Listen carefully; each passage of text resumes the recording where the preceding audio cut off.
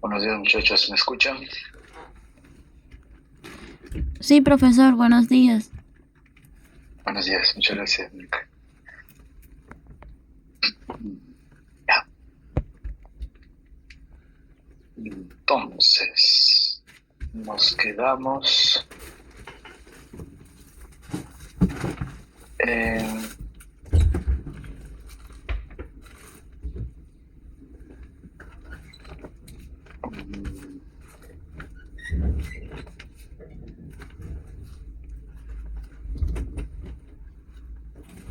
mm, Ya vimos la parte A, ¿cierto? Del desarrollo de arcos faringios. Faltaba las anomalías, ¿cierto? Sí, no. Hoy ya terminamos. Ajá. Profesor, creo que estábamos en anomalías del tubo digestivo ya. ¿Verdad? Sorry. Claro, porque estamos en saber, ¿no? Pues, está bien. Gracias.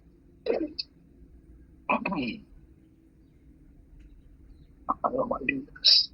No, íbamos a hacer respiratorio, nos tocaba. Eso no ¿Sí? No. Vimos el 5A nada más. ¿Sí? Y falta el 5B.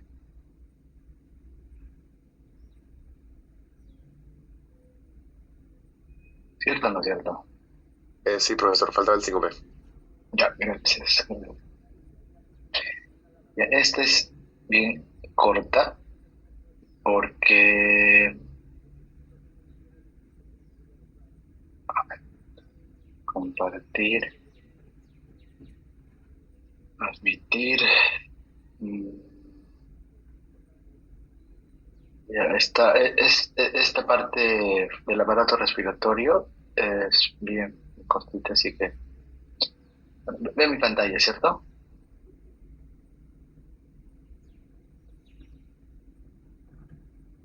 Sí, Sí, ¿no? profesor. Ya, chévere. Para lo que se refiere al aparato respiratorio, esto comienza la cuarta semana y en la faringe primitiva, ¿se acuerdan que les decía que existen algunos autores que van a dividir el intestino primitivo en cuatro partes y otros solo en tres, ¿no? Pero en todo caso, igual en la zona donde está donde se va a formar la faringe, que es la faringe primitiva, se va a desarrollar un surco que se denomina el surco laringotraqueal. A partir de este surco laringotraqueal, vamos a, vamos a ver una estructura embrionaria que se conoce como el divertículo laringotraqueal. Y este divertículo laringotraqueal es la que va a formar lo que va a formar el aparato respiratorio. Además de eso, vamos a ver este tubo laringotraqueal que, eh, que vamos a tratar de mostrar esto en imágenes. Em, para ir recordando algunos aspectos, lo que está de color amarillo, lo que estoy señalando con el puntero, sería el intestino primitivo. Entonces, en la parte anterior de lo que es el intestino primitivo, vamos a observar este divertículo respiratorio. En ese divertículo respiratorio va a comunicarse con una estructura que se conoce como el orificio laringotraqueal. Para que se forme este divertículo respiratorio, va a haber una mayor expresión de este gen que se denomina el TBX4. Mm, Cuando miramos a los arcos faringios desde la parte interna, ya habíamos visto cómo se va a ir desarrollando a lo largo entre la cuarta, quinta semana. Vamos a ver que más o menos alrededor de lo que es la prominencia epiglótica, eh, se va a formar lo que es lo que se denomina este orificio laringeo, ¿no? Entonces acá ya también habíamos visto algo sobre el desarrollo de la laringe. La laringe es importante no solo para la respiración, sino también para la fonación. De tal forma de que por eso también tenemos que recordar que o determinar que la laringe, perdón, la laringe se forma en los arcos faringeos. Eh, Como estábamos hablando, está alrededor, por debajo de la prominencia epiglótica, eh, en el cuarto arco faríngeo, y además va a formar lo que es estas prominencias aritenoideas. Entonces, estas prominencias aritenoideas va a ser parte de lo que es la laringe.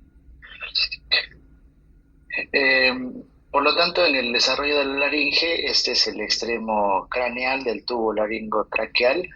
eh, y además de eso, vamos a tener, como hablábamos hace un momento,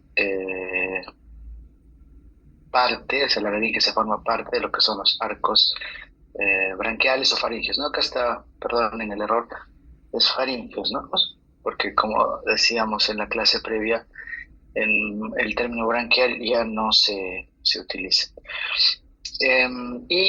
También estábamos precisando con la imagen previa que la eminencia hipobranquial va a dar origen a la epiglotis, y en la mucosa laringea van a ir apareciendo de manera progresiva unos pliegues para formar lo que son las cuerdas vocales, ¿no? Y otra vez acá las dos imágenes, como hablábamos, a partir de la prominencia epiglótica se va a formar la epiglotis, y vamos a ver las prominencias aritenoideas. Igual, no sé por qué no se ha repetido esta imagen. Ahora, por debajo de la laringe, entonces vamos a tener la tráquea. Sería la segunda parte del tubo laringotraqueal. Tendríamos entonces en esta segunda parte se va a formar la tráquea, y en algunas ocasiones puede no separarse de manera adecuada el esófago de la tráquea, y por lo tanto vamos a observar anomalías en el desarrollo, como la fístula traqueoesofágica. También eso lo habíamos comentado. Y algunas cosas que tendríamos que agregar en todo caso es su frecuencia, 1 en 2500 recién nacidos aproximadamente, y también ya habíamos visto de que muchas veces se asocia de atresia esofágica, y esta atresia esofágica va a provocar lo que es el polidrama. Ya comentamos en la clase anterior. Por lo tanto, un poco para precisar lo que estábamos hablando hace un momento, de la faringe, del intestino faríngeo, se va a formar entonces este divertículo respiratorio, pero en la parte superior, de la parte superior, primero vamos a tener la laringe y luego la tráquea. Y en la parte más inferior, lo que se van a observar son dos yemas bronquiales primarias. A partir de estas dos yemas bronquiales primarias se va a formar lo que son los pulmones, ¿sí? Estas son las anomalías que habíamos visto. Por lo tanto, el desarrollo broncopulmonar, como les decía, va a ser a partir de estas yemas bronquiales primarias, y ese sería el extremo caudal, ¿no? Entonces, de arriba hacia abajo, laringe, tráquea, y luego las yemas bronquiales. ¿Y por qué caudal? Ya hemos hablado, o hemos explicado en todo caso previamente los términos, ¿no? Se forman, también se conoce como nombre de primordio y yema pulmonar, y estos dos primordios broncopulmonares van a dar origen a lo que son los pulmones. Ahora, estas yemas pulmonares van a formar se van a dividir en lo que son el bronquio primario, y luego estos a su vez en bronquios secundarios. Y en el lado derecho solamente van a haber dos divisiones. Mejor dicho, en el lado derecho y en el izquierdo hay solamente dos divisiones, ¿no? Pero a su vez, o mejor dicho, la diferencia sería en el que el lado derecho vamos a tener que el bronquio secundario inferior se va a subdividir en dos lóbulos, de tal forma que el pulmón derecho va a tener lóbulos superior, medio e inferior. Y en el lado izquierdo, solamente de estos bronquios secundarios, superior e inferior, se forma cada lóbulo, ¿no? De superior e inferior. Y eso es lo que estoy tratando de explicar mejor con las imágenes. Tenemos entonces en la parte más craneal en la tráquea y en la parte más caudal las yemas bronquiales, y vemos acá en la imagen cómo se está dividiendo en estos bronquios secundarios, ¿no? En el lado derecho tenemos uno, dos, tres, y a partir de esos tres se van a formar lo que son los lóbulos. Y en el lado izquierdo serían los dos, por eso solamente vamos a tener dos lóbulos en el lado izquierdo. Ahora, cada uno de estos bronquios se van a ir dividiendo de manera progresiva, a eso también se conoce como dicotomizar, y eso aproximadamente ocurre en la séptima semana, donde se va a ir observando los bronquios terciarios o segmentarios. Y cada segmento broncopulmonar va a estar constituido entonces por un bronquio terciario con un mesénquimo. ¿Qué es el mesénquima? Son estas estructuras que están por fuera de algún órgano, ¿no? Y ya a las 24 semanas lo que se va a observar es 17 divisiones, ¿no? O 17 órdenes de ramas. Es como si fuera igual una raíz que se va a ir dividiendo de manera progresiva. Y cuando uno nace,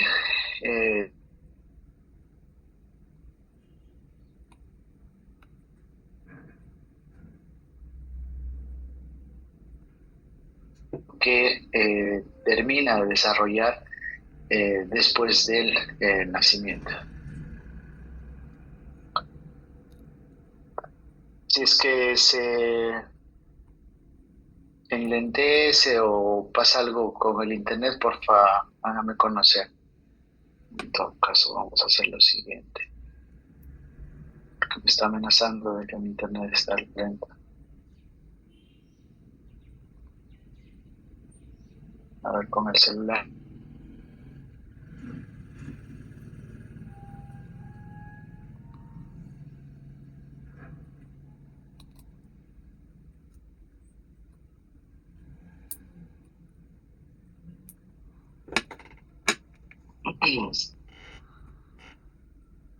¿Hasta ahí alguna pregunta, alguna consulta, algo que no se esté entendiendo?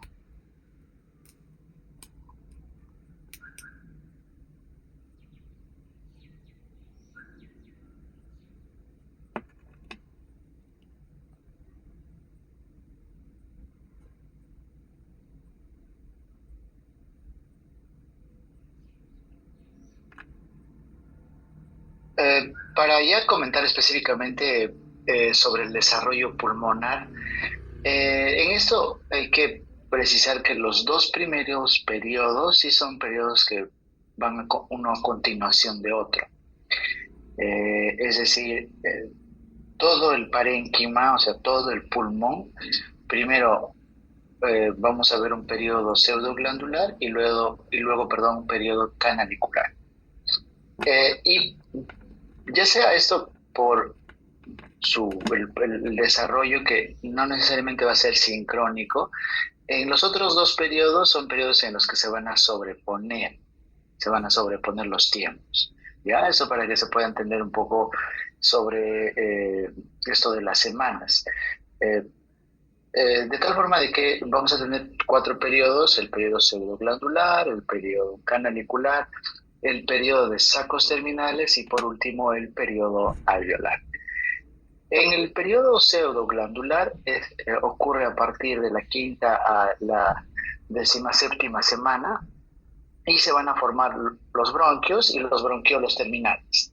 Y estas divisiones que les hablaba hace un momento, que es de manera progresiva. En el periodo canalicular, lo que se observa es, y ocurre entre las 17 y las 25 semanas, lo que ocurre es un aumento de la luz de los bronquios y los bronquiolos terminales que van a ir, que va a ser de manera progresiva.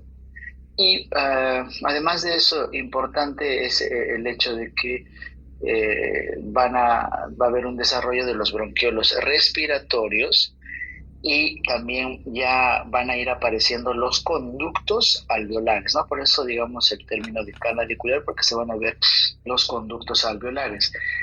Y los alveolos son las estructuras funcionales de los pulmones, ¿no? Se tiene que desarrollar los alveolos para poder tener esta función respiratoria. Los otros dos periodos se van a sobreponer, y esto porque, claro, van a haber un grupo de parte del pulmón que va, digamos, tener un desarrollo un poco más rápido y otros más lento, ¿no? Por eso esa sobreposición que les estoy comentando. En el periodo de sacos terminales va desde las 24 semanas a nacimiento. O sea, en todo este periodo muchos de las estructuras pulmonares van a completar este periodo, ¿no? ¿Y en qué consiste? En que de los conductos alveolares que ya que se han formado van a provocar o van a formar lo que son los sacos aéreos terminales, que sería lo que es el alveolo primitivo. Y en el periodo alveolar, que ocurre entre las 32 semanas, y como les decía, el pulmón es una estructura que un órgano que termina de desarrollar después del nacimiento. Entonces, desde las 32 semanas hasta los 8 años, se van a formar los alveolos definitivos. Y estos alveolos definitivos son importantes para la respiración y además de que se forme estos alveolos definitivos, es necesaria la presencia de esta estructura, de esta proteína que es el surfactante, ¿no? Que va a evitar que los alveolos colapsen. Veamos con imágenes este desarrollo pulmonar. En la figura A tenemos el bronquiolo terminal y va a formar a partir del bronquiolo terminal, formará lo que es los bronquiolos respiratorios. Por fuera vamos a ver capilares sanguíneos que aún no van a estar en contacto. Luego tenemos, este es el epitelio pulmonar. Por lo tanto, este sería el periodo canalicular. Y luego estos bronquiolos respiratorios van a dilatarse y van a formar lo que son los sacos terminales, que como decíamos hace un momento serían los alveolos primitivos. Alguna característica adicional a lo que hemos comentado es que ya estos sacos terminales hacen contacto con los capilares sanguíneos, ¿no? Esto es necesario, esta interrelación entre los capilares sanguíneos y lo que son los alveolos para el intercambio gaseoso, ¿no? Por lo tanto, lo que ingrese de oxígeno para que pueda ser trasladado hacia el torrente circulatorio. Luego tenemos el periodo... perdona. Ya le pasó. Y luego tenemos el periodo alveolar, donde ya el contacto es completo, ¿no? Es completo, se forman los alveolos y les decía además de eso de que vamos a observar lo que es el surfactante, ¿no? Que está por dentro, que es una proteína que justamente evita que estos alveolos se junten, ¿no? Las paredes de esta cavidad se junten. Y porque si no existe, si es que no se forma el surfactante, estos alvéolos van a colapsar. Y por otro lado, en el tiempo incluso van a ir apareciendo algunos capilares linfáticos que son importantes, los capilares linfáticos, ya que van a proteger de de las infecciones.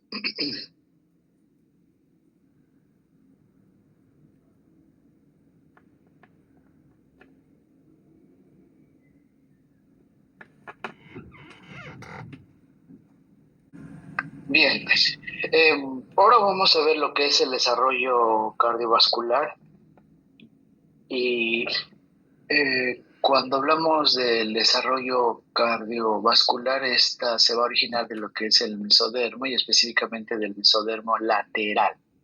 ¿Ya? Y en el mesodermo lateral habíamos comentado que este se subdivide en dos tipos de mesodermo y específicamente el sistema cardiovascular se origina del mesodermo explácnico.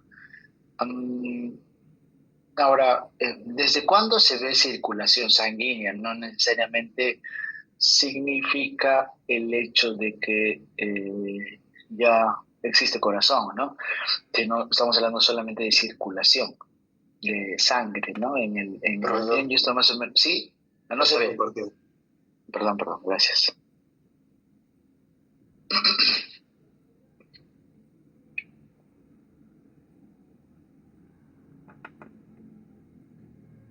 Ya, poner una lámina. Les decía entonces, este desarrollo cardiovascular se origina del mesodermo esplácnico y aproximadamente a la tercera semana se ve circulación sanguínea, que no es sinónimo de que el corazón ya está presente, porque recién a la cuarta semana vamos a observar dos tubos cardíacos. ¿Sí? El corazón se forma a partir de dos tubos cardíacos que luego estos se unen y luego este tubo va a tabicarse y va a formar lo que es el corazón, ¿no? Entonces se une y luego forma el tubo cardíaco único y luego lo que se conoce como el asa cardíaca, que inicialmente tiene una forma de C y luego de S. Y formada el asa cardíaca, o sea, cuando ya se ve esta estructura embrionaria que es el asa cardíaca, se va a distinguir desde la parte craneal hacia la parte caudal, o sea, de arriba hacia abajo, el bulbo cardíaco, el tronco arterioso, el ventrículo, la aurícula y el seno venoso. Algunas precisiones que tenemos que hacer, les decía en la clase pasada, un poco para entender sobre lo que es el desarrollo embrionario, dar una revisión rápida de lo que es con algunos atlas, lo que es anatomía, ¿no? De, digamos, las posiciones de los órganos, cuáles son estos órganos, ¿no? Y recordando o en todo caso aprendiendo esto, ¿no? No se va a entrar al detalle de anatomía en sí, porque igual el mismo curso no alcanza por temas de tiempo. Para ir precisando algunos aspectos, las posiciones que tienen algunas estructuras después de haberse formado, ¿no? Y el comentario va en el sentido de que la aurícula, después de formarse, no se encuentra en la parte inferior del corazón, están en la parte superior, probablemente estén recordando o mirando algunas imágenes donde se ve que las aurículas están hacia la parte, o sea, por encima de los ventrículos, ¿no? Pero inicialmente la aurícula va a estar por debajo, ¿ya? Por debajo. Y luego los senos venosos que tienen que estar en contacto con las aurículas. Además de esto, previo a la formación de del tubo cardíaco,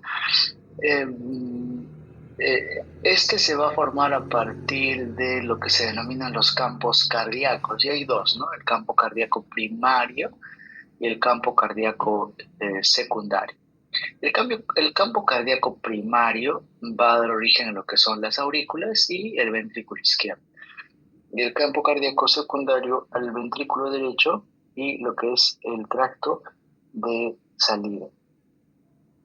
En esta imagen de la derecha vemos los dos campos cardíacos, ¿no? Primero aparece un campo cardíaco que se denomina el campo cardíaco primario, que tiene una forma de C.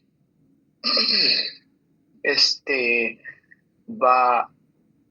se va a formar sobre todo por una gradiente disminuida de lo que es el ácido retinoico, y por dentro se va a formar el campo cardíaco secundario, que vemos acá en la imagen, que está de color verde, igual en forma de C.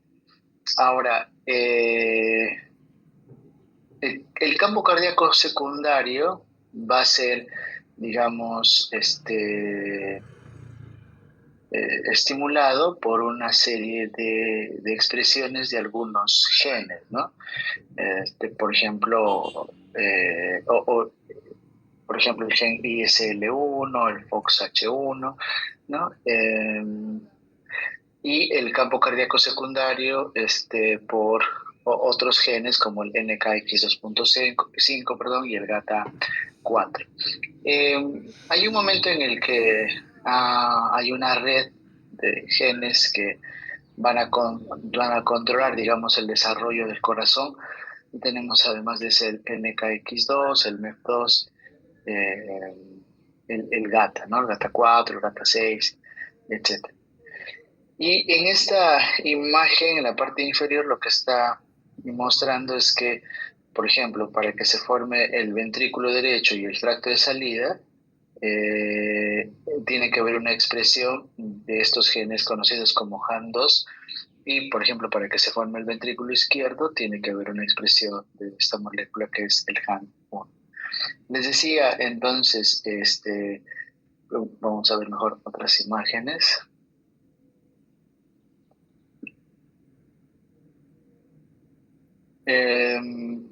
Ahora vamos a ver lo que son lo que es el tubo, los tubos cardíacos inicialmente y el tubo, ¿no? El tubo cardíaco. El corte de embrión en diferentes momentos del desarrollo embrionario, 17, 18 y 22 días. Tenemos entonces que inicialmente vamos a ver en el mesodermo esplásmico estas células angiogénicas, ¿no? Que luego estas se organizan y van a formar lo que es el tubo, los dos tubos endocárdicos, ¿no? O sea, nuestro corazón proviene de dos tubos. Y luego este tubo endocárdico, gracias a el plegamiento del embrión, el plegamiento del embrión va a promover entonces que este embrión, que es en dos planos, ya adquiera esta estructura tridimensional, ¿no? De tal forma de que este cierre va a hacer que estas dos estructuras se lleguen a pegar, a unir en la parte media, y vamos a ver lo que es el tubo cardíaco. Y este tubo cardíaco, bueno, adelantando algunos aspectos, vamos a tener en la parte interna lo que es el endocardio. Luego esto va a haber una estructura que se conoce como la gelatina cardíaca, y por fuera lo que es el miocardio. ¿Ya? Repito, entonces endocardio, gelatina cardíaca y el miocardio. Ahora, la gelatina cardíaca es una estructura que es importante porque desde ya este momento, desde que tenemos este tubo cardíaco, ya empieza a haber vamos a decir, una pseudocontracturas, ¿no? O sea, lo que le va a permitir es justamente tener esa elasticidad a esta gelatina para poder movilizar sangre o ir movilizando sangre al embrión.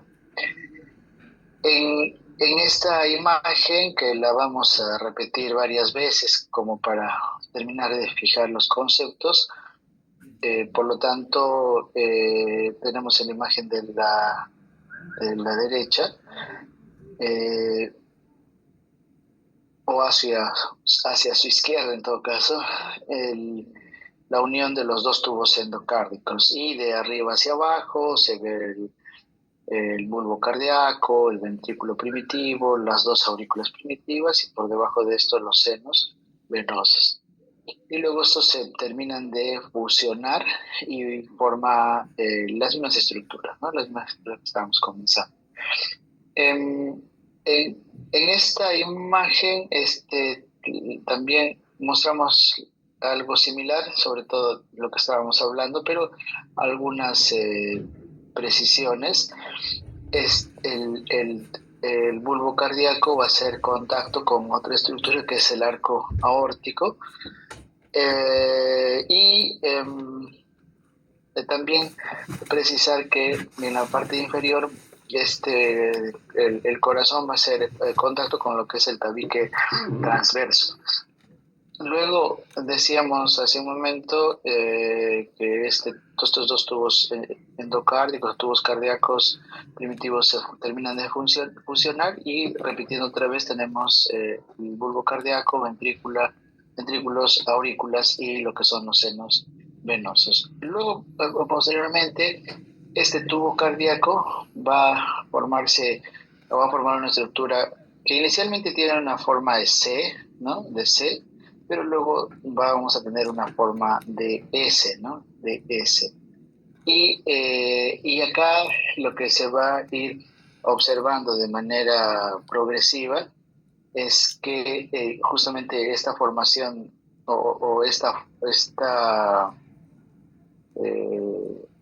que esta estructura adquiere esa forma de C y de S principalmente, es justamente para que las diferentes partes del corazón tomen su posición final, ¿no? Decíamos al inicio que las aurículas, si bien en este periodo están en la parte inferior, pero terminado el desarrollo, vamos a ver que las aurículas van a posicionarse por encima de los ventrículos.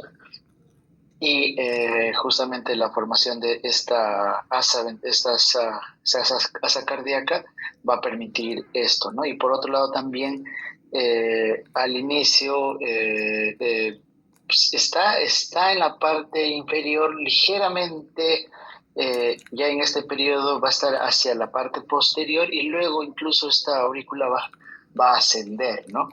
Va a estar por encima de lo que son los ventrículos. Ahora, este bulbo cardíaco va a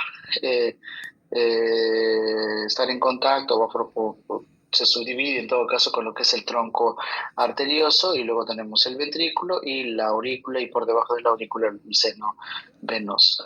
Ese seno venoso también va a contactarse con lo que son las venas cardinales y la vena umbilical, no, sobre todo la vena cardinal. Esto lo vamos a tocar con un poco más de detalle más adelante. Esta imagen igual nos sirve para poder entender este plegamiento del tubo cardíaco, llamémosle así para que se pueda entender. Veamos entonces en la imagen de la parte superior, se tiene entonces el tracto de salida, luego se tiene los ventrículos, en la parte inferior las aurículas, y luego los senos venosos. Si vemos a esta estructura inicialmente al inicio de perfil, como les decía, las aurículas, si bien están en la parte inferior, pero ya van a ir posicionándose hacia la parte posterior, ¿no? Entonces igual tenemos el tracto de salida, el ventrículo, ¿no? La zona ventricular, ¿no? Que ya se está por la posición ventrículo derecho y ventrículo izquierdo. Luego tenemos la aurícula y el tracto de entrada, ¿no? El tracto de entrada, que serían los senos venosos. Eh, y luego esto, como en el tiempo, vamos a observar que la aurícula va a ascender, ¿no? Y va a estar en la parte superior, ¿no? Y tenemos los ventrículos ubicados en la parte inferior, ¿no? O sea, esto de acá asciende, esto un poco desciende, y al descender esto va a jalar al tracto de salida. Ya jala el tracto de salida. ¿Y qué va a formar el tracto de salida? Lo que va a dar origen es a la arteria pulmonar y a la arteria aorta. Entonces, al final del desarrollo del corazón, lo que vamos a tener es las dos aurículas, ¿sí? Y los dos ventrículos.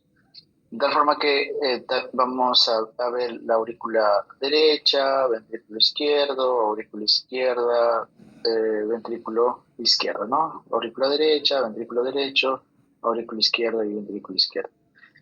Ahora, además de eso,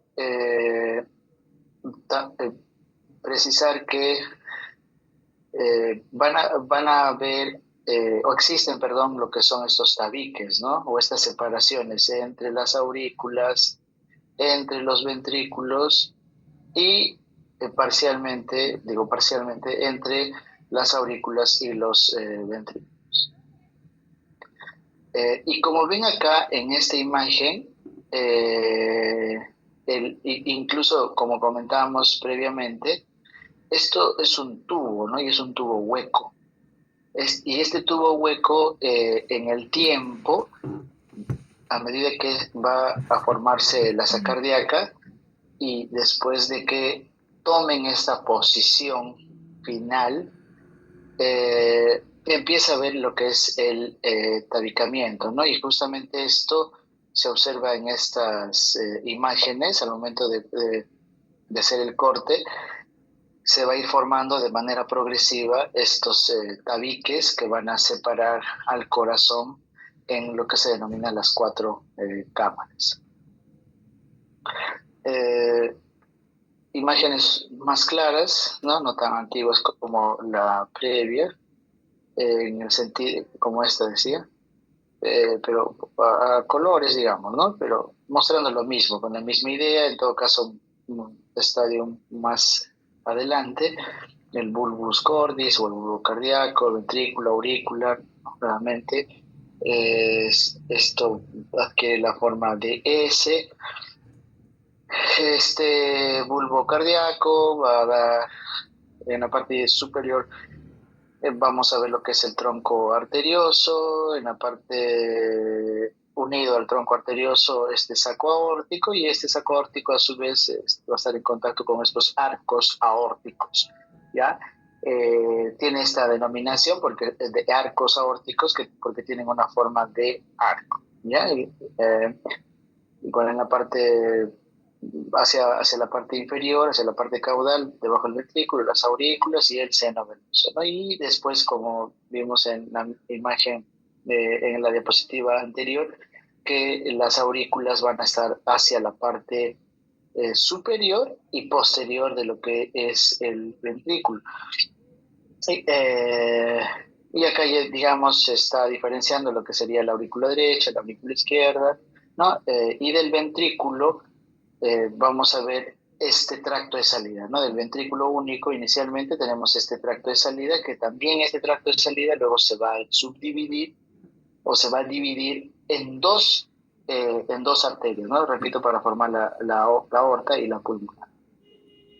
Viendo ya desde la parte anterior del corazón, tendríamos entonces el tronco arterioso, el cono arterioso hacia la parte inferior, lo que ya se está formando el ventrículo derecho, el ventrículo izquierdo, las aurículas, ¿no? Y al finalizar tendríamos la aurícula derecha, aurícula izquierda, y bueno, se ve el tronco arterioso, ventrículo derecho y ventrículo izquierdo.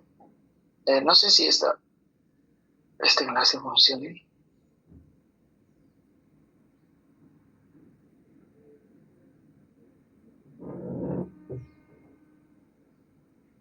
Ahí está. Cómo se forma el asa cardíaca y luego cómo se forma luego, cómo van tomando sus posiciones las aurículas. Ahora, ya les adelantaba entonces que el tubo cardíaco, este tubo cardíaco desde la parte superior, o sea, desde el tronco arterioso hacia la parte inferior, es decir, la aurícula, primero toman sus posiciones y luego va a haber este tabicamiento, ¿no? Esta separación entre las aurículas, entre los ventrículos y entre las aurículas y los ventrículos. De tal forma que después de tabicarse, lo que vamos a observar es que entre las aurículas y los ventrículos, si bien hay una división, pero van a existir dos válvulas, ¿no? Que es la válvula mitral y la válvula tricúspide o tricúspide. Es decir, hay una comunicación entre las aurículas y los ventrículos, pero entre aurícula derecha y ventrículo derecho y aurícula izquierda y ventrículo izquierdo. Luego vamos a... Otra cosa importante es como un tipo de resumen esta imagen, que entre la separación o entre las aurículas, perdón, no entre la separación, entre las aurículas, va a separarse mediante la presencia de dos tabiques o dos septums, ¿sí? O sea, es una pared doble, ¿sí? La separación entre las aurículas es doble. Va a formarse primero una pared y luego otra pared, conocido entonces como septum, ¿no? Entonces, primero se forma, valga la redundancia, el septum primum y luego se forma el septum secundum, ¿no? Este de primum y secundum es el orden en el que aparece desde un punto de vista temporal. A diferencia del ventrículo, que la separación es solo por la presencia de un tabique, ¿no? En este caso el tabique interventricular, que si bien dice acá muscular y membranoso, pero no es una pared doble, sino que vamos a decir que se construye hasta cierta altura con músculo, y a partir del músculo hasta que alcance el tabique, el septo atrioventricular, tiene una estructura membranosa. Y luego también en el tronco cono vamos a tener un tabicamiento para que se forme la aorta y la arteria pulmonar. Noten también que en esta imagen hay una relación anatómica de cercanía entre la arteria aorta, ¿no? Esta es la arteria aorta, esta es la aorta ascendente, este es el arco, el callado de la aorta, ¿no? Y luego esta es la aorta descendente. Pero les decía entonces que hay una relación anatómica, pero no una comunicación entre estas dos estructuras, ¿no? Y de hecho incluso por eso recordar entonces que el tronco cono va a formar estas dos estructuras, ¿no? Aorta y la pulmonar, y por eso su relación. Hay dos formas de tabicamiento, ¿ya? Hay dos formas de tabicamiento. En el que se van a formar a partir de lo que son las almohadillas o cojinetes endocárdicos. Almohadillas o cojinetes endocárdicos.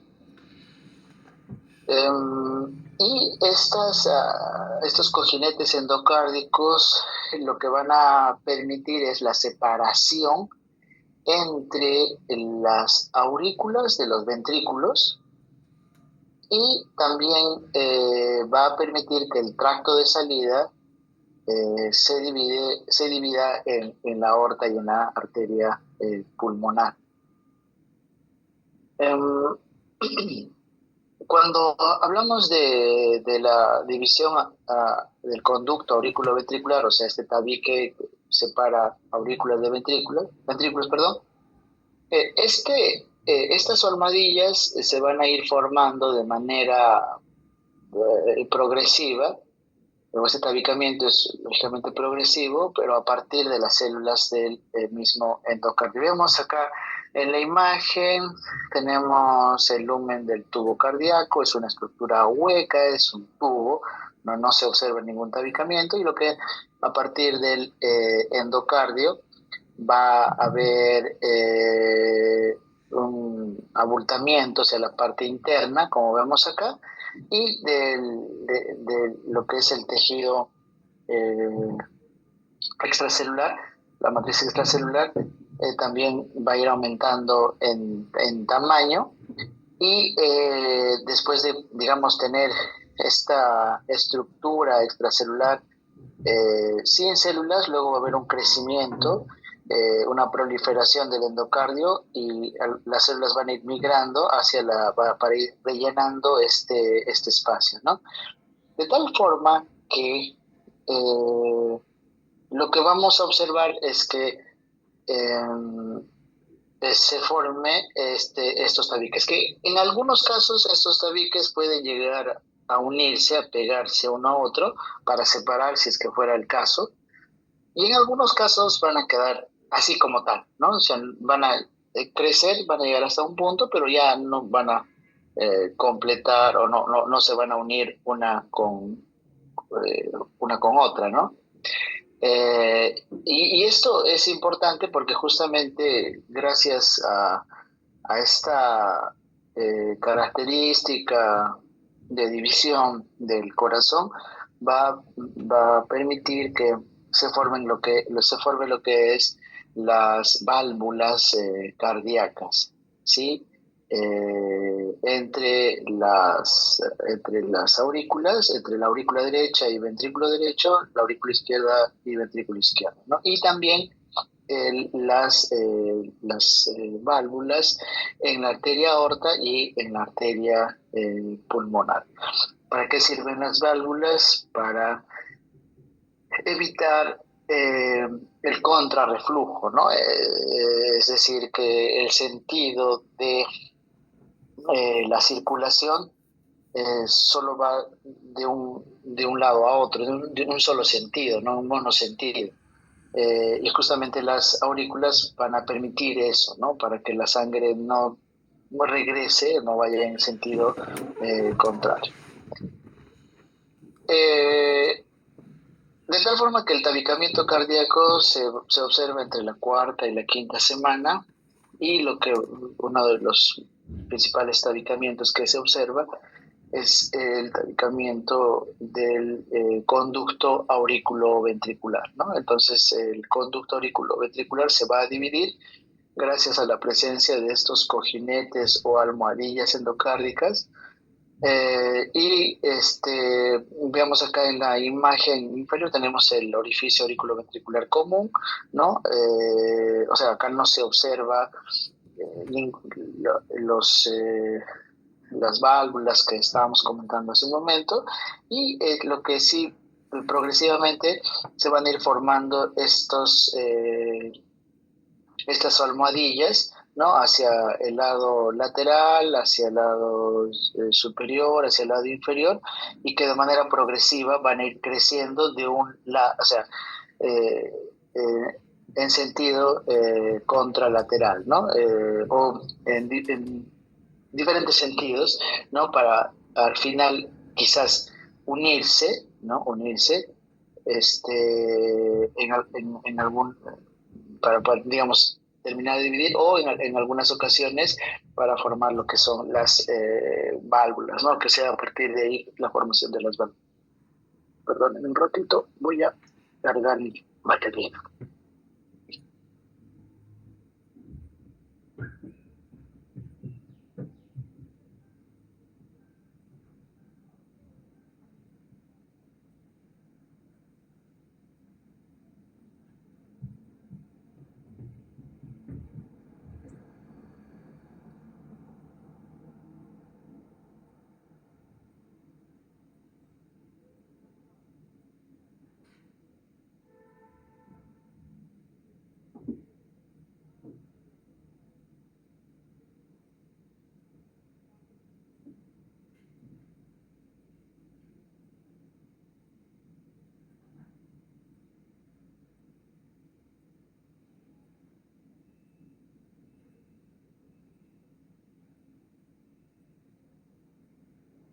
Eh,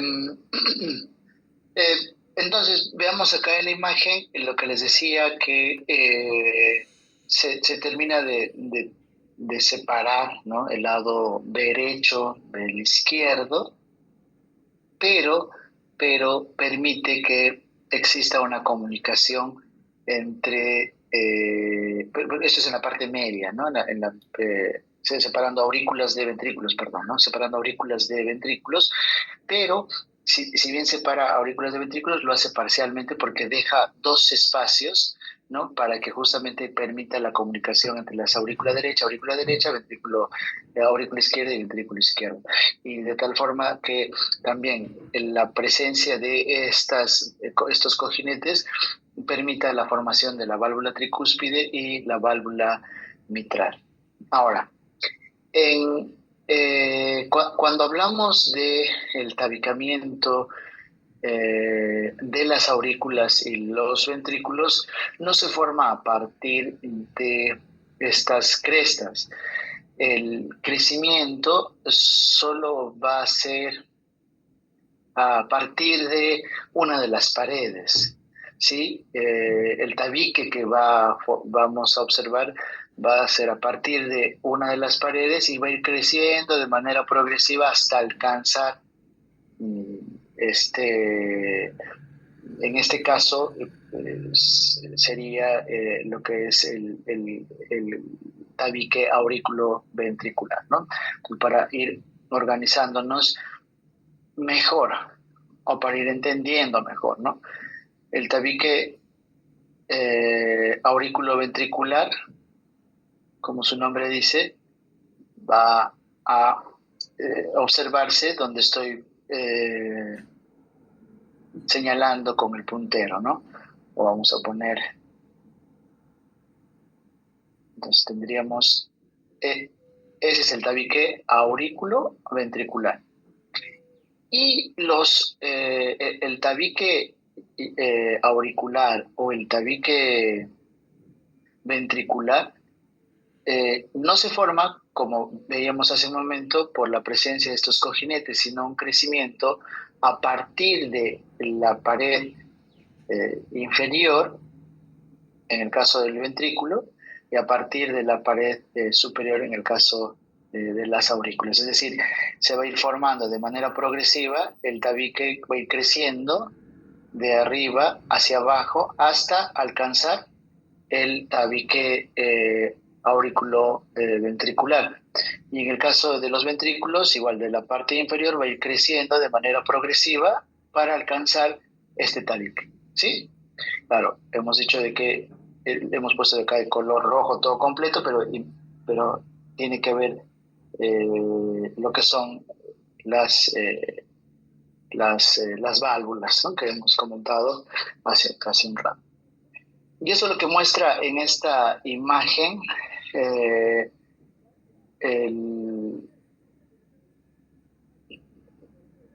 el tabicamiento a nivel de las aurículas, ¿no? Como dice en la diapositiva, el tabique que se forma al fusionarse las dos porciones en expansión de la pared del corazón darán origen a las aurículas y los ventrículos. Entonces se forma a partir de estas crestas y va a ir dividiéndose de manera o va a ir creciendo de manera progresiva, lógicamente aurículas y ventrículos también van a ir también creciendo de manera activa, ¿no? Ven que ustedes en cuestión de volumen también tienen que ir aumentando. En el tabique, en la tabicación auricular, les decía al inicio de que las aurículas se van a separar gracias a la presencia de un doble tabicamiento. O sea, tenemos que ver un doble tabicamiento. Y por tiempos, por cuestiones temporales, vamos a ver lo que primero se forma el septum primum, otra vez, valga la redundancia, el septum primum, y luego se forma el septum secundum. El septum primum, veamos acá en la imagen cómo va a ir creciendo de arriba hacia abajo para alcanzar el tabique auriculoventricular, ¿no? Específicamente en la parte media. Pero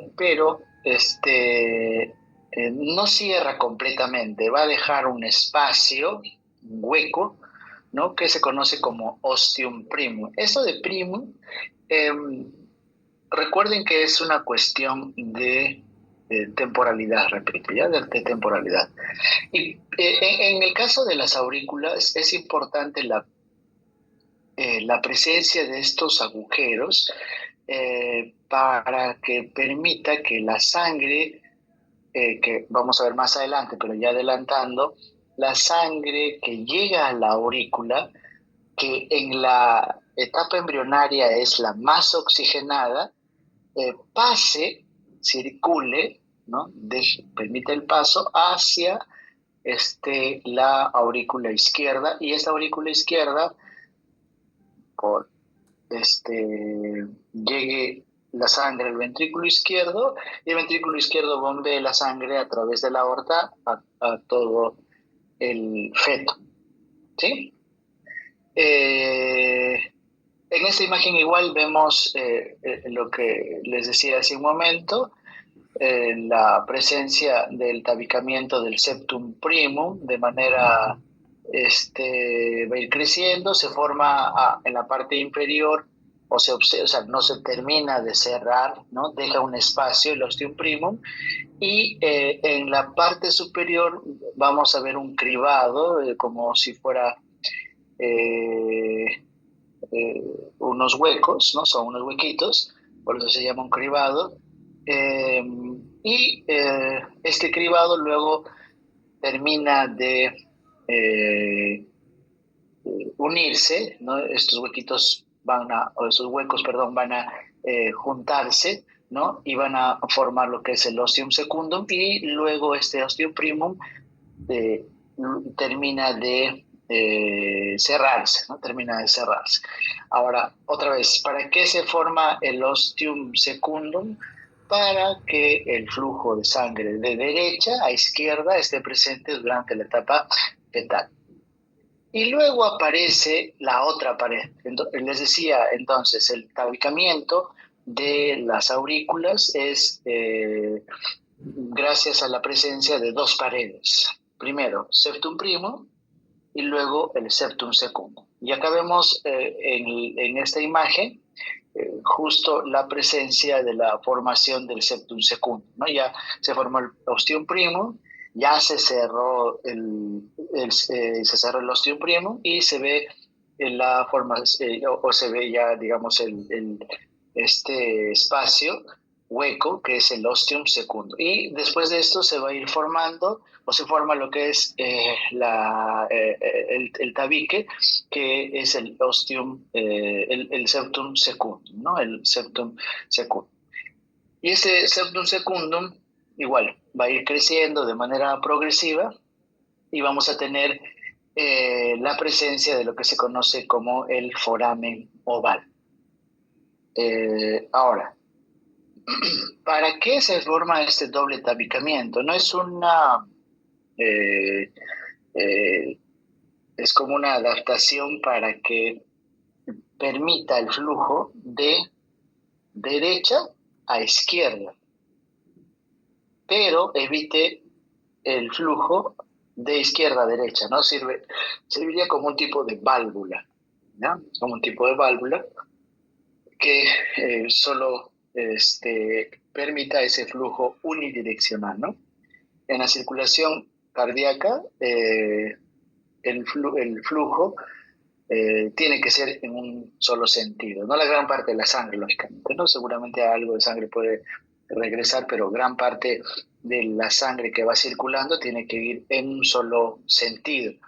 Y la formación de este doble tabique en las aurículas es importante porque vamos a permitir que la sangre oxigenada que está en la aurícula derecha pase a la aurícula izquierda.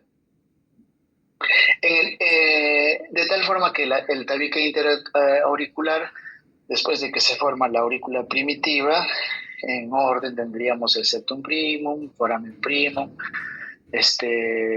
foramen secundum, el cierre del foramen, luego el septum secundum y la presencia del septum secundum que tiene un hueco, la presencia de un agujero, que es el foramen oval. Cuando hablamos de la división de los ventrículos, que vemos acá en la parte inferior, en la figura A, va a haber el tabicamiento desde la parte inferior, ¿no? Que progresivamente va a ir creciendo para luego alcanzar lo que es el tabique aurículo-ventricular, ¿no? Este es el tabique aurículo-ventricular que, como dijimos, deja dos espacios para que permita el flujo de sangre de las aurículas a los ventrículos de forma respectiva. En el tabique ventricular, esto ocurre solo, vamos a decir, con dos tipos de materiales, ¿no? No es como en este caso de las aurículas que se ven dos paredes, ¿no? Dos paredes acá, ¿no? Aurícula derecha, aurícula izquierda, se ven dos paredes. En el caso del ventrículo es una sola pared, pero de dos materiales. Uno que va a ser, gracias al crecimiento, pero muscular, ¿no? De este ventrículo primitivo, y luego va a haber un tabicamiento membranoso, ¿no? Ya no va a ser muscular, que termina de cerrar entonces y alcanzar el canal, el tabique atrio-ventricular, ¿no? O aurículo-ventricular. En resumen, entonces, veamos acá el tabicamiento de las aurículas, ¿no? Con sus dos septums, el foramen oval, el ostium secundum, que permite el flujo de sangre de derecha a izquierda, que es importante, ¿no? Ya hemos hablado de esto hace un momento, ¿no? Del tabicamiento interventricular. Es una sola pared, pero de dos materiales, ¿no? De dos tejidos desde un punto de vista histológico diferentes, membranoso y muscular. Y al final tendríamos, de la séptima semana, tendríamos las cuatro cámaras, ¿sí? Las cuatro cámaras, donde vamos a precisar más adelante justamente esto de lo que es la circulación sanguínea en la etapa fetal. Ya solamente para ir recalcando, ¿no? Que tenemos que el corazón en un momento del desarrollo embrionario va a ocupar gran parte de la caja torácica. De hecho, ustedes también lo han ido viendo en las prácticas, en las diferentes láminas que hemos ido compartiendo, ¿no? Al inicio incluso el corazón tiene el cráneo está por estas flexuras que tiene el embrión, el cráneo hace contacto con lo que es el tórax, ¿no? Como muy cerquita, sí, muy cerquita. Ahora, el bulbo y el tronco arterioso también tiene que separarse. Y esto más o menos se hace en la quinta semana. y lo que vamos a observar, eso se hace a partir de lo que es entonces, eh, gracias a la presencia de estas almohadillas endocárdicas, ¿sí? Las almohadillas endocárdicas o los cojinetes, y va a dar origen al tronco de la pulmonar y a la arteria aorta. Dato importante es que esto ocurre de manera espiralada, es decir, el tabicamiento es de forma espiralada para que justamente podamos nosotros tener esta, eh, esta relación anatómica que se ve en el corazón de una persona adulta, ¿no? De tal forma que veamos lo siguiente, esta sería la arteria pulmonar, esta la arteria aorta, y miren la relación, ¿no? La arteria pulmonar cruza, ¿no? Cruza a la arteria aorta y bueno, así como un tipo de X, ¿sí? Pero estas dos estructuras al inicio es una sola, es un solo hueco, ¿no? Y este solo hueco tiene que tabicarse de manera espiralada para que justo terminado el desarrollo tengamos esta característica, ¿no? Que se cruzan, las dos arterias se van cruzando, por delante la pulmonar y por detrás la arteria aorta. En resumen, vamos a ver varias imágenes, ¿no? Pero en resumen es esto de acá, ¿no? Este es el tabicamiento espiralado, ¿sí? O sea, las crestas, las almohadillas, no solamente van a estar ubicadas, digamos, al lado derecho nada más, al lado derecho izquierdo, perdón, ¿no?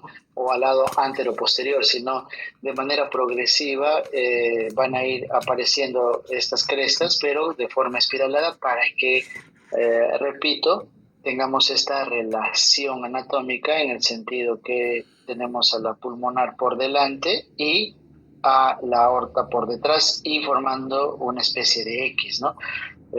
Cuando ustedes hagan anatomía, entonces, cuando vean los corazones, van a ver esta relación, ¿no? ¿Y por qué esa relación en forma de X? Justamente gracias a el tabicamiento del tronco cono, perdón. ¿Ya? Lo mismo, pero lo que queremos mostrar es lo siguiente o especificar lo siguiente. Supongamos que yo tenga este tronco cono, ¿no?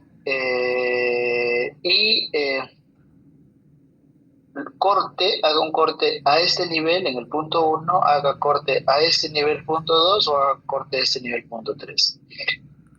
Si yo hago corte en esos diferentes niveles y ya veo la parte interna, ¿sí? El hueco, vamos a ver que la presencia de estas almohadillas o crestas endocárdicas en el punto 1, en el lado derecho y en el lado izquierdo. Pero cuando voy bajando, no se ve en el lado derecho y en el lado izquierdo, sino se ve antero-posterior, ¿sí? Y es en la parte inferior, vamos a ver en el lado derecho y en el lado izquierdo. Y otra vez, ¿para qué esto me sirve? O para qué, o por qué en todo caso se observa de esta manera, por este tabicamiento en forma espiralada, para que tengamos esta relación entre estas dos estructuras, ¿no? De tal forma que al final tengamos arteria aorta, tronco pulmonar, y con esta relación en estos puntos de corte. Y acá se observa este tabicamiento de forma espiralada en el tronco cono, ¿sí? En el tronco cono.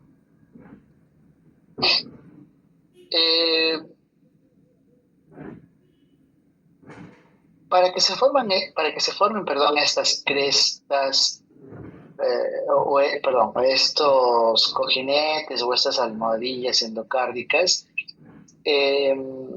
decíamos al inicio que esto, primero hay un crecimiento del endocardio, ¿no? Hay un abultamiento hacia la parte interna y luego las células del endocardio empiezan a dividirse de manera progresiva porque el espacio extracelular queda vacío, ¿no? Entonces luego esto se llena con células del endocardio que crecen y van a ser de endocárdicas, van a ser células mesenquimatosis. En el tronco cono no ocurre esto, ¿no? Porque justamente las células de la cresta neural que están en la parte posterior van a migrar hacia esta región que va a formar parte de lo que es el tronco cono.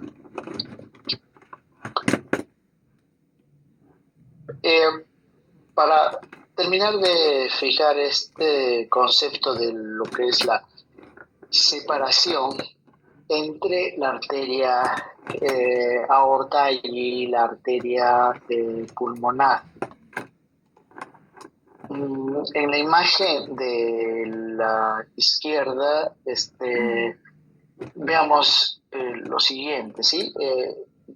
Primero que va a haber, es un solo tubo, ¿no? Inicialmente, pero ya acá estamos viendo que se ha formado lo que es estas almohadillas, ¿no? Este cojinete, ¿no? Que específicamente en este momento se conocería como la cresta sinistro-ventral del tronco, y esta cresta se va a denominar, dextrodorsal del tronco, ¿no?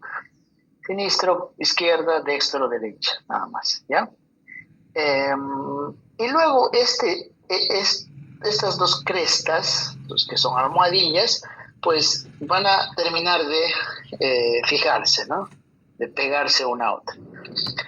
Y justamente en este punto vamos a tener la contribución de la célula de la cresta neural.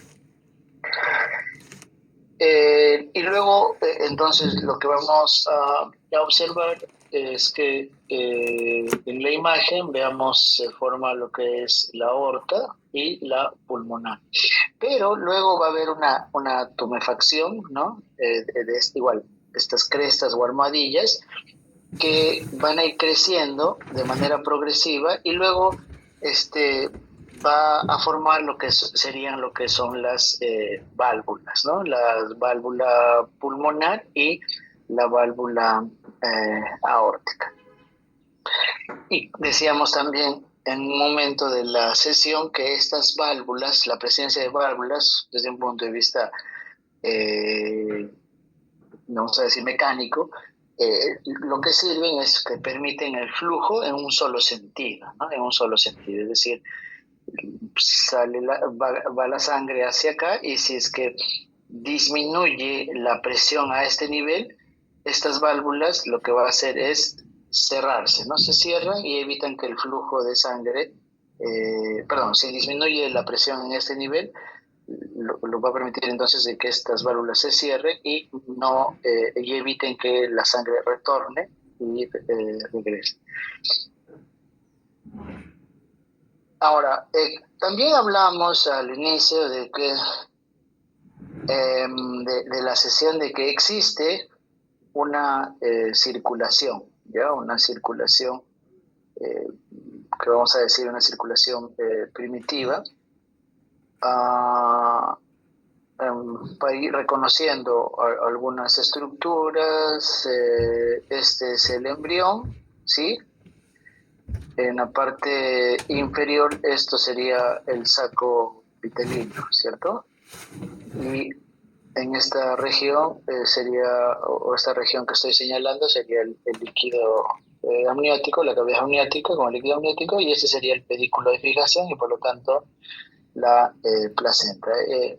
De tal forma que cuando se observa o se tiene el saco vitelino, vamos a ver arterias y venas vitelinas, ¿sí? Y una circulación primitiva que esta luego va a, en algunos casos va a continuar o va a permanecer durante el desarrollo embrionario, y luego incluso va a persistir en la circulación definitiva.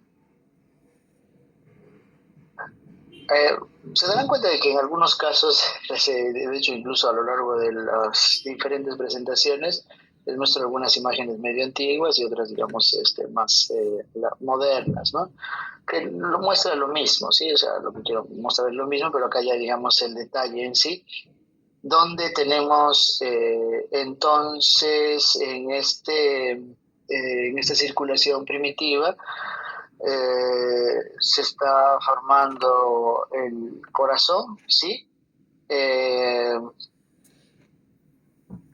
Algunos aspectos de relaciones que estábamos hablando hace un momento, ¿no? Tenemos entonces, eh, esto sería lo que va a formar los ventrículos y esto sería lo que va a formar las aurículas. En la parte inferior lo que es el seno venoso, y el seno venoso va a estar en contacto con una estructura, un sistema venoso que es primitivo, que se conoce como la vena cardinal común. Vena cardinal común. Esta vena cardinal común, a su vez, va a recoger sangre de lo que se denomina la vena cardinal anterior, ¿no? Y la vena cardinal posterior. Ahora, hay algunos términos, como les decía en muchas ocasiones, o les he repetido varias veces esto, hay algunas veces en la que algunos términos tienen un sentido, ¿no? Y cuando uno ya establece un sentido, por ejemplo, hemos hablado craneal, caudal, se entiende, ¿no? Pero en algunas ocasiones, como en este caso, algunas estructuras las van denominando no, no por su posición espacial, sino podríamos decir hasta de una forma medio caprichosa, ¿no? Porque acá, por ejemplo, le dicen anterior, ¿no? ¿Anterior a qué, no? Probablemente el término mejor sería, o más entendible y que tenga lógica, sería vena cardinal craneal y vena cardinal caudal, ¿no? Porque acá está el cráneo y acá está la región caudal. Pero, tenemos estos dos términos, que es la vena cardinal anterior y la vena cardinal posterior. Eso es, ¿no? Así que tenemos que aprenderlo de esta manera. Ahora, esa vena cardinal común también va a recoger sangre de la vena umbilical, ¿sí? De la vena umbilical, que va directamente, boom, hace contacto y tenemos la vena cardinal común. Y por último, a lo que es la vena vitelina. ¿De dónde proviene la vena vitelina? Del saco vitelino. Acuérdense que el saco vitelino está presente en los primeros estadios del desarrollo, incluso comentamos en la clase previa del desarrollo del sistema digestivo que el saco vitelino tiene comunicación con el intestino primitivo, ¿no? Listo, eso sería entonces el sistema venoso. Luego tenemos el sistema arterial. En el sistema arterial, les decía, entonces acá se está formando el corazón, acá se está formando lo que es la asa cardíaca, ¿no? Tenemos entonces acá lo que serían los ventrículos, el saco aórtico, y este saco aórtico va a comunicarse a través de los arcos aórticos, ¿no? Así se llama, arcos aórticos. Y estos arcos aórticos tienen una relación estrecha con lo que se denominan los arcos, lo que hemos visto en la clase, la clase anterior, los arcos faríngeos, ¿sí? Los arcos faríngeos. O sea, en los arcos faríngeos se va a tener estos arcos aórticos. Y estos arcos aórticos hace contacto con lo que es parte de la arteria carótida interna y la aorta dorsal. La aorta dorsal. Por eso que les decía en la práctica, la aorta, en gran parte del tórax, incluso lógicamente en el abdomen, están en la parte posterior, ¿no? Están por delante de la columna vertebral, inmediatamente por delante, ¿no? Y acá vemos justamente esa relación espacial, ¿no? La aorta dorsal. Esta aorta dorsal, además, va a comunicarse o va a tener, va a ser, se va a llevar sangre, perdón, hacia lo que son las arterias umbilicales, hacia las arterias umbilicales y hacia la arteria vital. Entonces, la sangre oxigenada, ya desde el inicio, desde ya la presencia de este sistema circulatorio primitivo, va de las venas, ¿sí?, hacia las aurículas, en este caso aurícula primitiva, llega hacia el corazón, ¿sí? Perdón, hacia el ventrículo, y del ventrículo sale hacia la aorta para ser repartido al resto del feto, ¿no? O del embrión en este caso, ¿no? Del embrión. Y luego la sangre, poco oxigenada con CO2, es eliminada mediante las arterias umbilicales. Ahora, en esta circulación primitiva, para ir reforzando algunos aspectos, en el seno venoso recibe sangre, venas vitelinas, venas umbilicales, y la vena cardinal común. En la tercera semana, el saco vitelino, utilizando las venas vitelinas, llega al seno venoso, estábamos hablando en ese momento, y al corazón, ¿no? La sangre del colon, o sea, en la placenta, con los nutrientes y oxígeno, llevan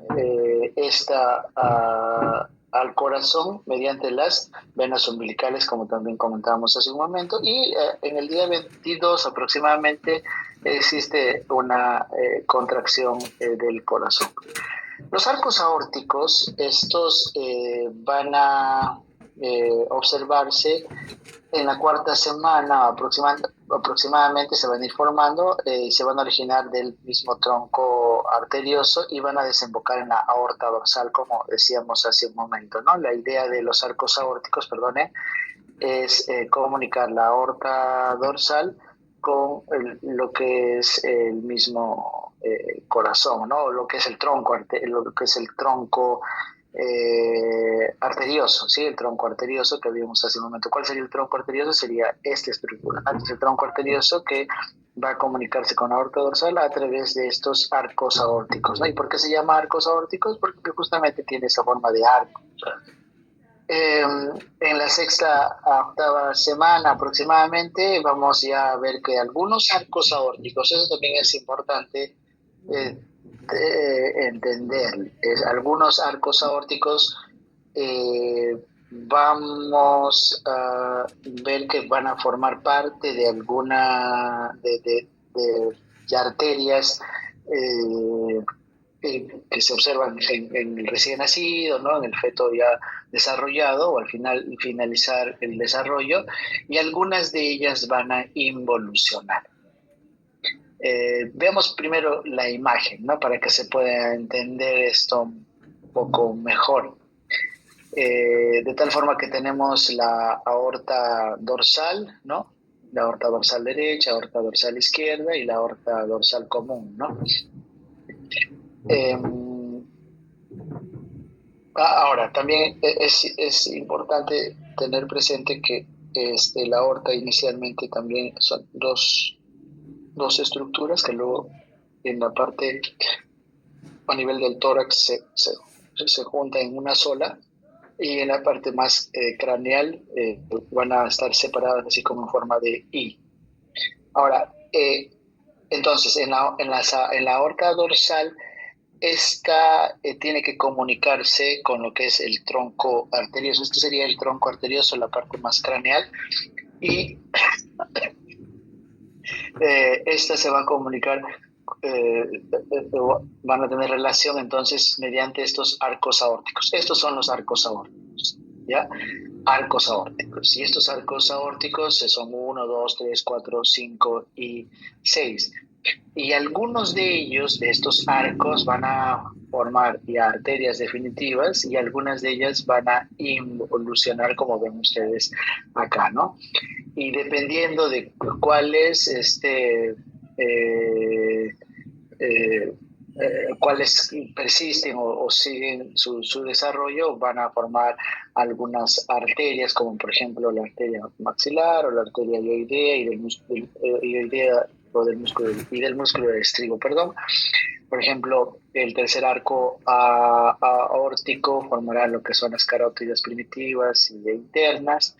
El cuarto arco aórtico formará lo que es su clavia derecha y el callado aórtico. ¿Sí? El sexto arco aórtico formará la arteria pulmonar derecha y el conducto arterioso. Veamos mejor con imágenes, ¿no? Acá vemos los arcos aórticos. Inicialmente, si es que esto se observa lógicamente durante el desarrollo y luego algunos arcos aórticos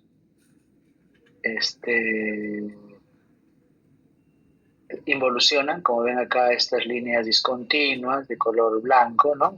La parte interna no se ve pintada, entonces los arcos aórticos involucionan, ¿no? Involucionan. Y, por ejemplo, en el primer arco aórtico, decíamos, va a formar una parte, la arteria maxilar y parte de la carótida externa, el segundo arco aórtico, la arteria estapedia, ¿no? Pero gran parte desaparece. Del tercer arco aórtico, la carótida primitiva y la carótida interna, ¿no? O la carótida común y la carótida interna, que es esta de acá porque se extiende, ¿no? Forma esto, la carótida interna.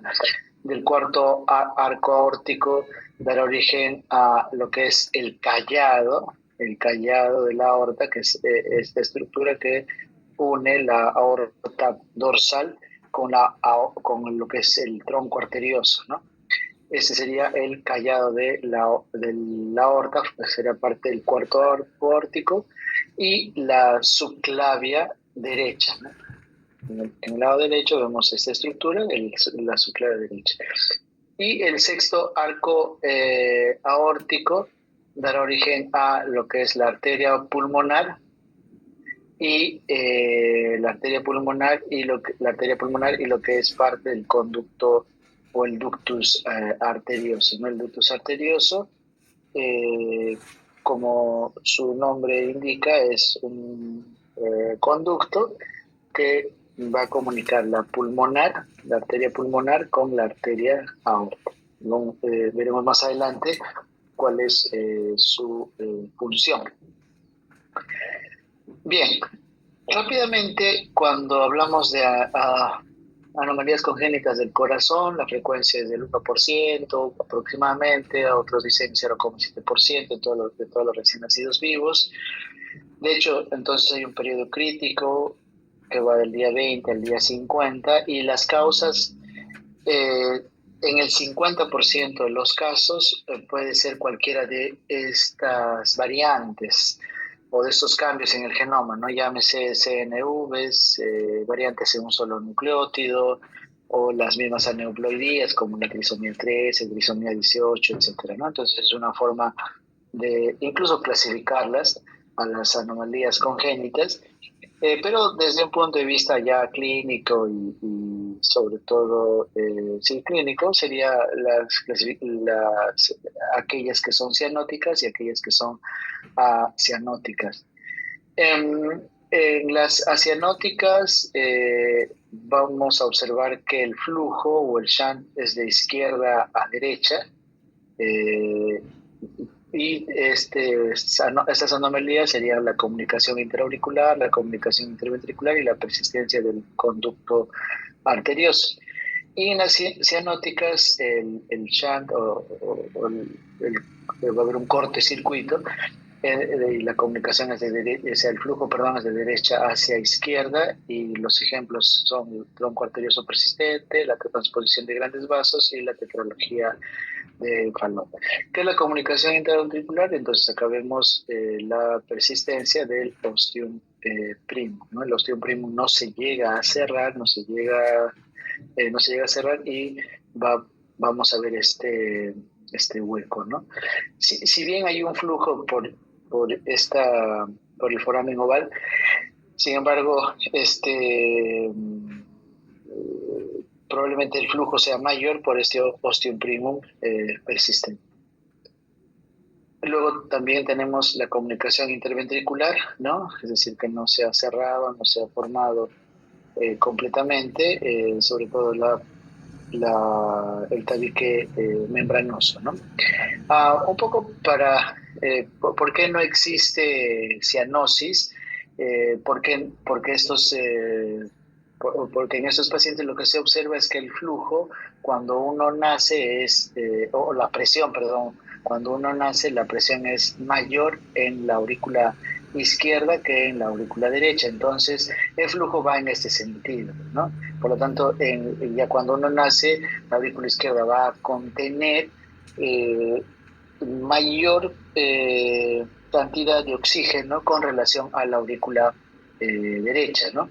Y esto justamente permite que los pacientes no tengan esta cianosis. Lo mismo en los ventrículos, hay una comunicación entre ventrículos, existe mayor presión en el ventrículo izquierdo que en el ventrículo derecho, entonces el flujo va de izquierda a derecha, ¿no? Lo que decíamos, shunt. Otra vez, ventrículo izquierdo, la comunicación interventricular, ¿no? Este es un corazón normal y acá vemos el flujo de izquierda a derecha.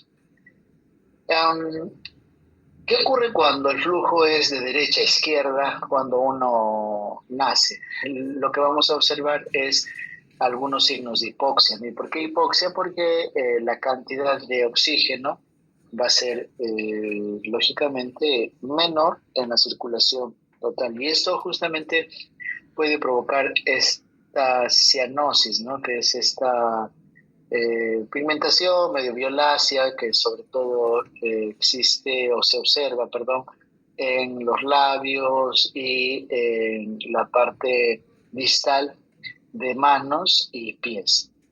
Que en algunos casos, claro, esta cianosis no es constante, ¿no? Muchas veces solamente van a ir apareciendo, anotándose cuando el niño llora o cuando empieza a lactar, ¿no? Lógicamente vamos a ver signos como de insuficiencia respiratoria, es decir, una respiración rápida. Si no se llega a tratar esta cianosis en el tiempo, lo que podemos observar son que los dedos adquieran esta forma de palillo de tambor, ¿no? Así se llama, los dedos en forma de palillo de tambor, y va a presentarse, pero repito, si es que esta hipoxia es crónica, es decir, por mucho tiempo, vamos a tener este síntoma, ¿no? Este signo que es los dedos, perdón, en forma de palillo de tambor. La tetralogía de Fallot, como ya se podrá deducir, la tetralogía, vamos a observar 4 anomalías, ¿sí? 4 anomalías. La primera es que la válvula pulmonar es estrecha, ¿sí? La válvula pulmonar está estrechada, por lo tanto, va a haber un engrosamiento de la pared ventricular derecha, o sea, se va a sobreexigir y esto va a hacer que crezca la pared ventricular en volumen. Luego la otra característica es que existe una comunicación entre el ventrículo derecho y el ventrículo izquierdo, y además de eso lo que vamos a observar es que la aorta está montado sobre el ventrículo derecho y el ventrículo izquierdo, ¿no? O sea, la aorta solamente debería estar en comunicación con el ventrículo izquierdo, pero en este caso está sobre el mismo tabique, ¿no? Entonces, al existir este engrosamiento de la pared ventricular, uno, dos, el hecho de que la arteria aorta esté sobre estas dos estructuras, la sangre poco oxigenada que está en el ventrículo derecho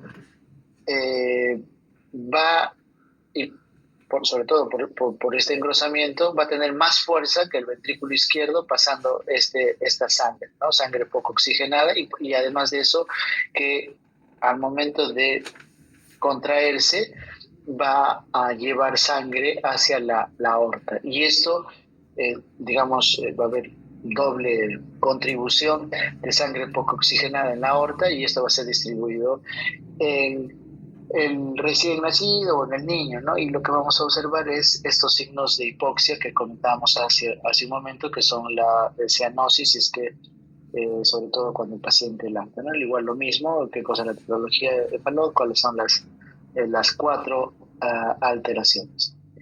En algunos casos, algunos niños, lo que podemos observar es la ausencia del tabicamiento del tronco arterioso. Y a eso se conoce, como el tronco arterioso persistente. De tal forma que igual o algo parecido a lo que vimos en la etiología de Fallot, primero hay una comunicación interventricular y un defecto del tabique interventricular, y lo que contiene, lo que se observa, la sangre poco oxigenada, va a ser repartida a ambas arterias, ¿no? Aorta y pulmonar. Y esto en el tiempo también va a provocar lo que es los signos de hipoxia. Luego también otra alteración es la transposición de los grandes vasos. Si bien hay un tabicamiento, pero no ha sido de forma espiralada, y esto lo que va a hacer es que la arteria aorta nazca o tenga comunicación con el ventrículo derecho y la arteria pulmonar con el ventrículo izquierdo. Es lógico entonces que existe acá poca sangre oxigenada, y por lo tanto, si es que está en comunicación con la aorta, esta va a llevar sangre con poco oxígeno, ¿no? Igual transposición de grandes vasos, ventrículo derecho, aorta, ventrículo izquierdo, arteria pulmonar, ¿no? No ha habido este tabicamiento de forma espiralada y vamos a tener la transposición de grandes vasos. En algunas ocasiones, además de eso, se puede presentar, aparte de la transposición de grandes vasos, otra anomalía es la atresia pulmonar, ¿no? La arteria pulmonar es más delgada, el diámetro es más delgado. Y otra anomalía que también podemos observar es que el conducto arterioso no se cierre de forma después del nacimiento. Y por último tendríamos lo que es la destrocardia, que es la posición del corazón.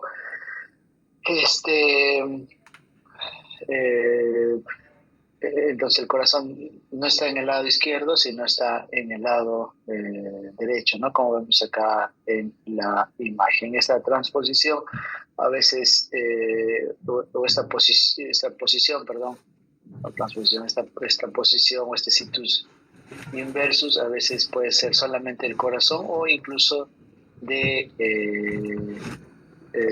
todos los órganos, ¿no? Incluso de los pulmones, el hígado, el vaso, riñones, etc.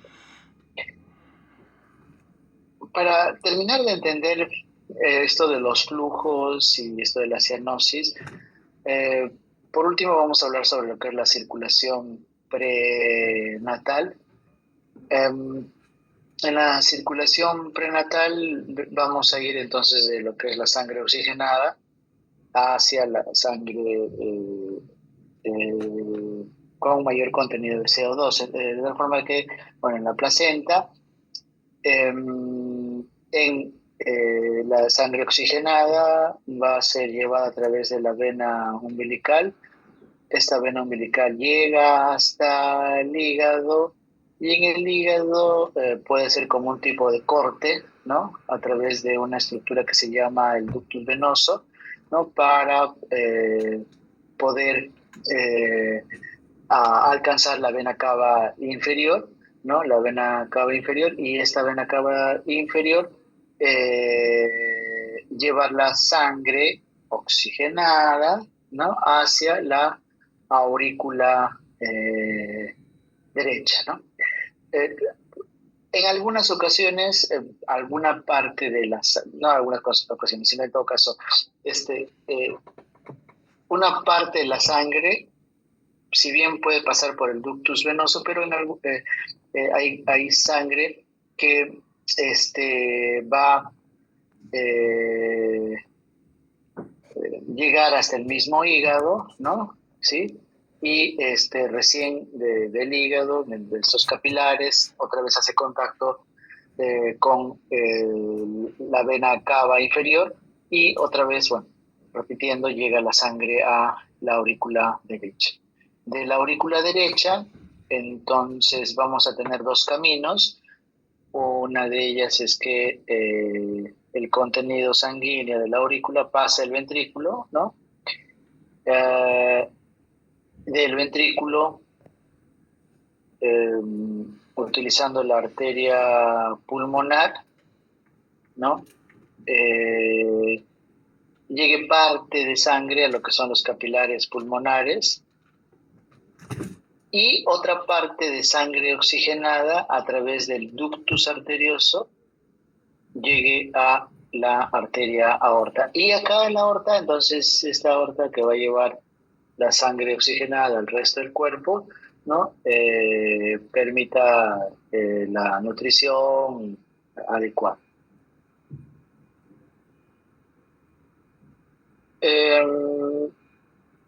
Por otro lado, tenemos que de la aurícula derecha, gracias al tabicamiento que decíamos hace un momento, al doble tabicamiento de las aurículas, va a permitir en la etapa embrionaria, fetal, va a permitir el flujo de derecha a izquierda, ¿no? Y esta sangre oxigenada que llega a la aurícula izquierda pasa al ventrículo izquierdo, y este ventrículo izquierdo, utilizando la aorta ascendente, el callado de la aorta, nuevamente se mezcla con la sangre que venía del tronco arterioso, ¿no? Y bueno, se repartirá al resto del cuerpo. Entonces, esto sería el sentido de la sangre oxigenada con sus respectivos nutrientes, ¿no? Desde la placenta hasta el resto del feto, del embrión, o embrión feto.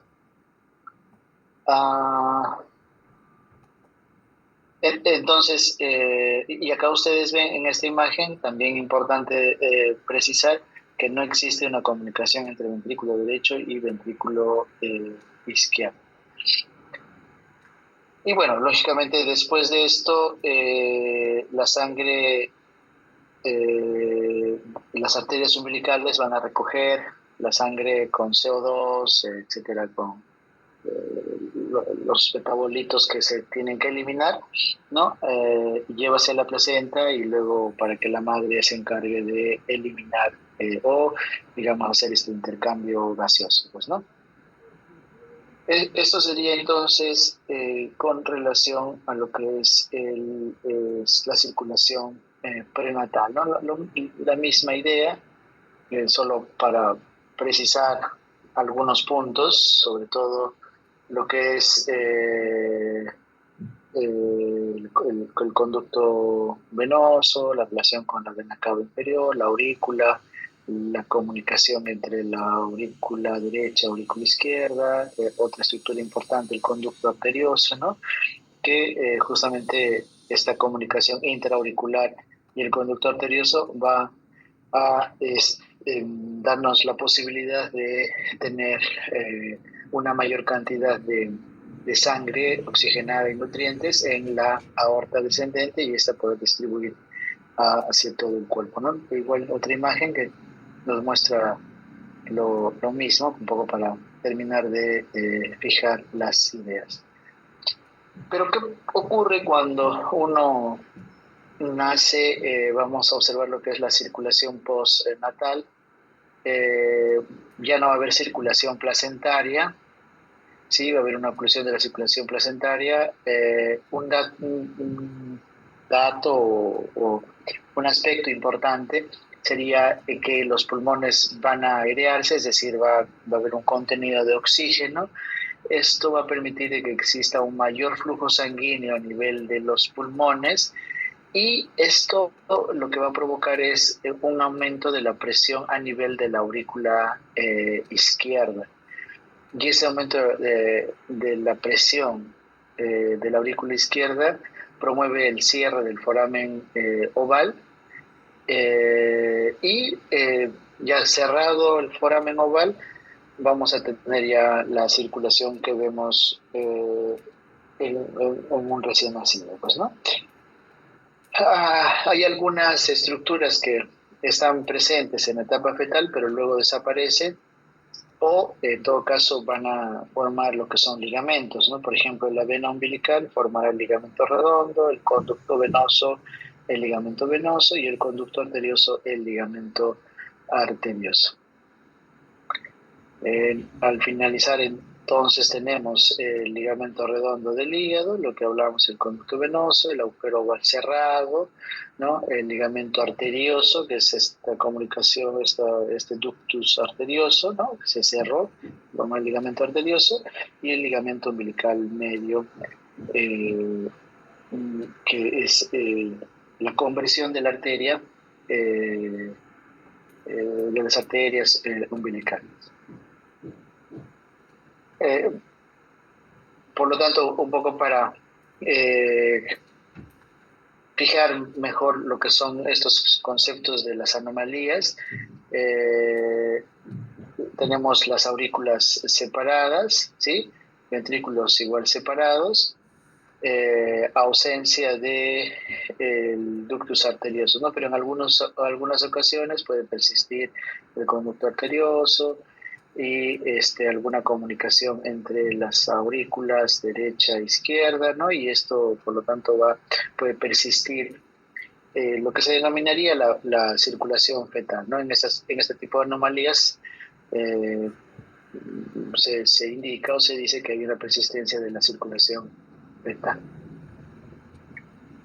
Ok, muchachos, no sé si tienen alguna pregunta, alguna consulta. Para ya terminar de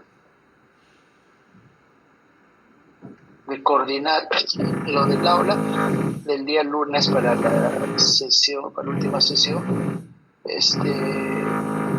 aún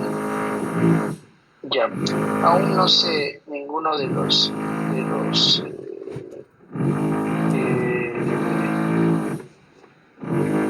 La hemología es media hora teoría y 15 minutos laboratorio. Sí, así es. ¿Y la modalidad del examen va a ser casi igual como la de genética con casos clínicos igualmente? ¿O van a ser preguntas más directas? En el laboratorio no, sí, quizás por ahí una pregunta máximo, ¿no? Pero casi todas van a ser imágenes, pues, ¿no? Imágenes, ¿ya? Y en teoría sí casos vienen, como en genética. Sí, algunos, ¿no? O sea, pero igual son conceptos que no es que sea un caso clínico para que ustedes se pongan a elegir, no sé, por ejemplo, qué tipo de examen van a hacer, ¿no? Sino es, digamos, la forma de presentación, la pregunta, ¿no? Es decir, no sé, por ejemplo, en esa parte de anomalías cardíacas, podríamos decir paciente que presenta signos de cianosis crónica, que el niño tiene 4 años, se le detectó una lesión del cromosoma 22, pertenece o corresponde al síndrome de lesión 22q11.2,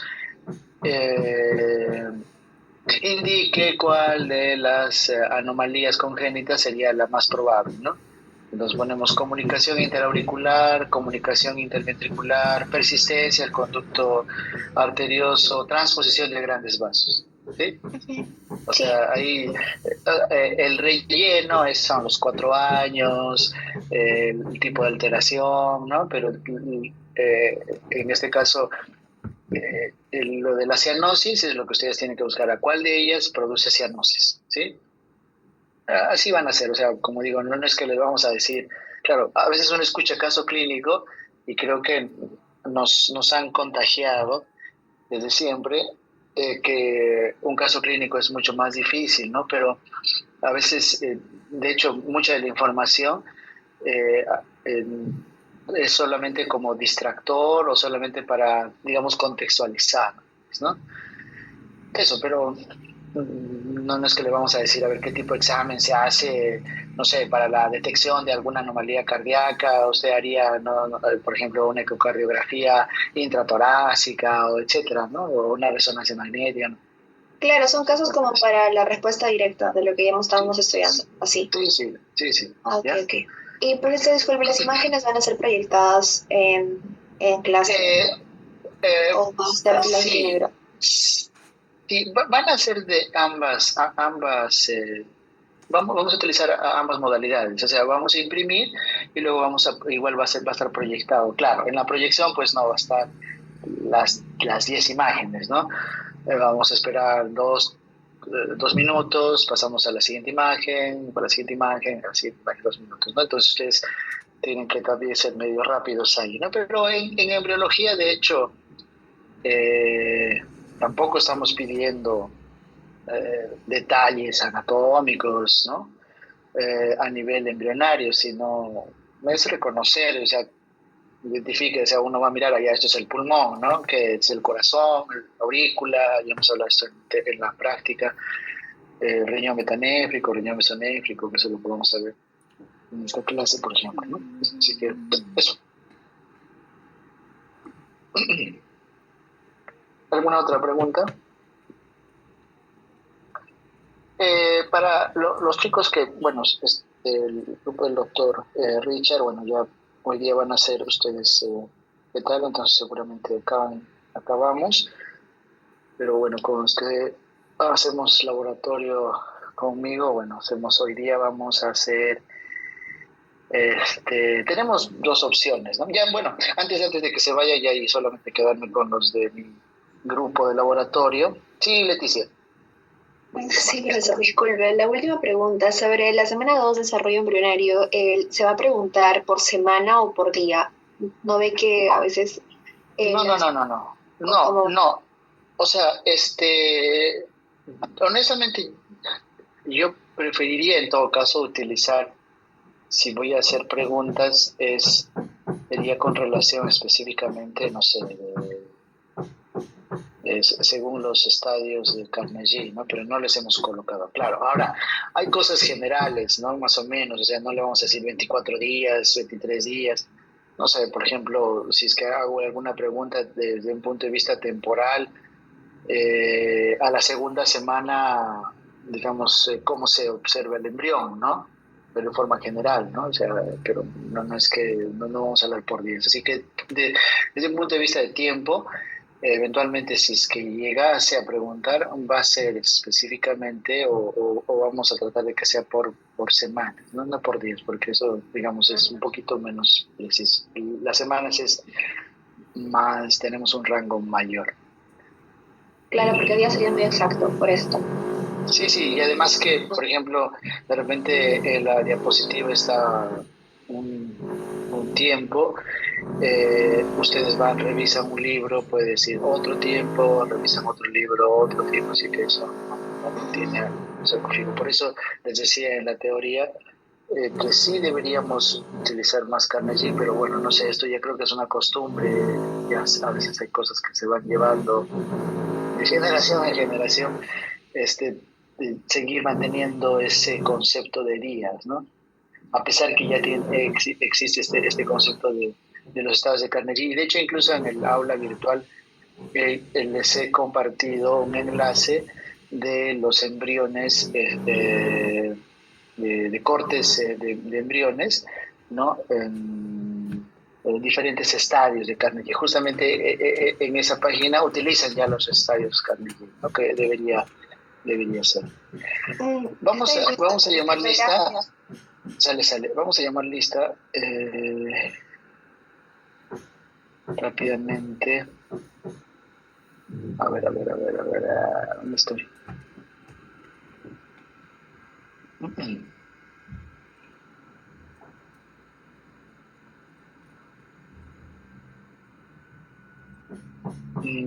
¿Cuántos han entrado?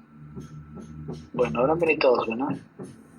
Confiaremos para no perder tiempo. Ya, muchachos, ya pueden retirarse los que no son de mi grupo, de las dos prácticas. Por favor, se quedan los dos grupos de la práctica, de las 9:40 y de las 11, salvo que los de las 11 tengan clases en otra...